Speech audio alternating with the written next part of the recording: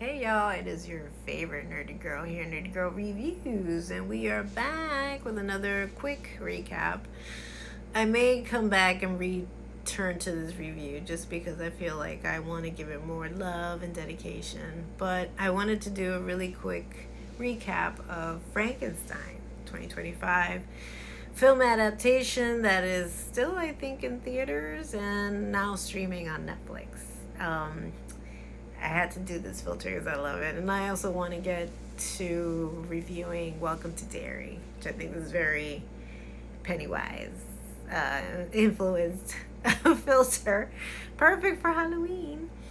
I will say that Frankenstein's just started streaming this week, now in November, which honestly I really wish they would have streamed it on Halloween. But there are elements that I think feel winter-like. So you could watch it at any given point, but I just feel like maybe it goes into themes with the season. So all of this to say, there's been a lot of like back and forth whether people like it. You either like it, you don't like it. I loved it. If you're not familiar with Guillermo del Toro's filmmaking or films this is very much on brand, and I think it was an excellent film adaptation to Mary Shelley's Frankenstein. I think people who have actually read that book says that it falls in line perfectly with her intention for the film. There are a couple of changes. That's why I am stating now that I may return to this review just to talk about those specific details. But I will say that I love Oscar Isaac. I do. I've been quite the fan. I love all his movies. I think he delivers every chance he's on film. He's on screen. So he does an incredible job as our Dr. Victor Frankenstein. A lot of people were like saying something about that he was too campy. It was just too, but I think honestly it called for it. The wardrobe was just exquisite. There were so many like jewel tone fabric colors, textures, and his character is, let's just say, whatever you thought you were coming in to watch or whatever narrative you already have in your head about this story, it's flipped upside down. So expect that. And our Dr. Victor Frankenstein is not, I don't think necessarily he was beloved in other films, like the 1994 film with, forget his name, Rana something. I love him too, but I can't think of his name. I'm not great with names. But I don't know, something about his character in 1994 is a little more forgiving. But not this version. This version is very black and white. You sympathize. We have two versions of every story, right? They always say there's always one person's version in comparison to the other person's version, and then the truth. But we have two perspectives here, which is something that we haven't necessarily seen or explored when it comes to this particular story. But we can sympathize with Victor and why he is the way he is. I don't think necessarily other films have explored that. And then there's that moment where you question yourself, which he didn't really necessarily do when he was so enthused in creating this creature to outdo, I don't know, perhaps the haunting of his father or his legacy, the legacy of his father, to prove a point.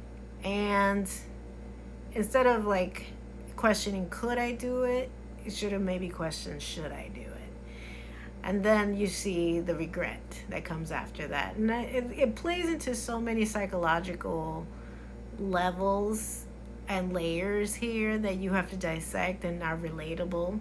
So even though this is a period piece, you can definitely relate, and it's still contemporary because it makes you think on so many levels of like how this relates to your own personal story. So there's that, and then not for nothing, and also because I'm coming from the perspective of caretaker, there are moments of burnout. So you're so enthused to create this creature, but there are also moments of burnout there that I don't think he necessarily, and I think as a caretaker you recognize it, but I don't know if the average movie viewer clocked that, but I did. Our Jacob Elordi, I believe that's how you pronounce his name, is our monster, and oh my god, he's just gorgeous. I'm sorry, but he is. I had to get that out. But and this is not newsflash, like everybody knows that. But I was always impressed with his work in Euphoria, and then also in Saltburn. But the levels and depth that he takes this character, I really feel like he researched and did an impressive job, because I don't know, and I hope I'm not spoiling it for anybody watching my review, but a good portion of the film he's not talking. This is all emoting and, body movements and discovery, and there's an element of truth that you have to bring to these characters to make them believable, and he does that so effortlessly. Like, I can see why it was so well received at Cannes. Wonderful job. And then Mia Goth, which is our contemporary scream queen, right? You've seen her in X. I forget the follow-up to X, but it was definitely tied to that character in X, right? And Maxine, I feel like that's the triple feature for that particular character. And she did Suspiria and all this. She did a great job. It was definitely not what we're used to. She would have been our quote-unquote bride of Frankenstein. That's not necessarily what we see here. She didn't have like this extensive role in this film, but it was impactful.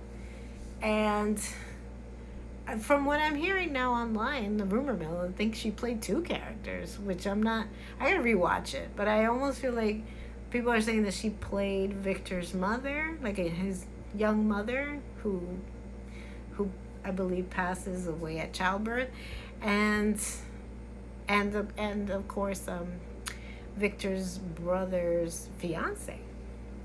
But her time with the monster was like the most compelling and vulnerable that I think I've ever seen her, honestly, because she's always played like these characters where like you're like, what's she gonna do next? And she was just playing soft, but still, holding her own. Great film. I mean, what a wonderful job from this cast. From the costumes, something about the costumes too from the beginning.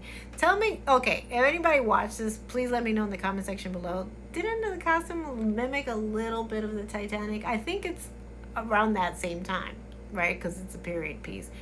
But something about it, like, yelled Titanic to me. I don't know.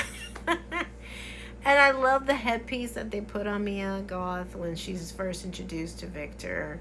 I feel like that looks so much like a painting. And that's what I love about Guillermo's filmmaking, that all his scenes look like something straight out of a painting. So well done, so well researched, and what an incredible way to put his own signature on this story. So I recommend it. Please watch it if you haven't watched it. I will come back to this review with more details. Let me know, have you watched it? Or if you're gonna watch it, and what did you think of it if you have? Leave me a comment in the comment section down below, and I will be back with, hopefully, I also want to review It. Welcome to Derry, hence the clown makeup, but we'll see. All right, we will be back. XOXO. Until next time, XOXO, Nerdy Girl.